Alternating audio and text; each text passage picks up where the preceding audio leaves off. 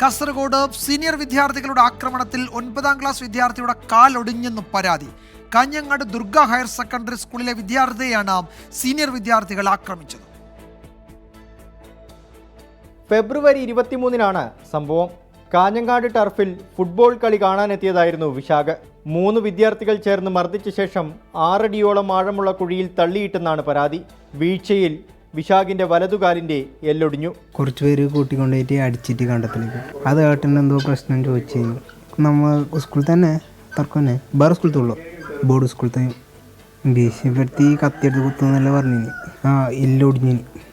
വിശാഖിന്റെ സഹോദരനോടുള്ള വൈരാഗ്യമാണ് മർദ്ദനത്തിന് പിന്നിലെന്നാണ് കുടുംബത്തിന്റെ ആരോപണം. കളിസ്ഥലത്ത് തല്ലുണ്ടായി. കളിക്കുന്ന കുട്ടികൾ തമ്മിൽ തല്ലുണ്ടാവും. ഇവർ എഴുന്നേറ്റ് പോയിന്നാന്ന് പറഞ്ഞത്.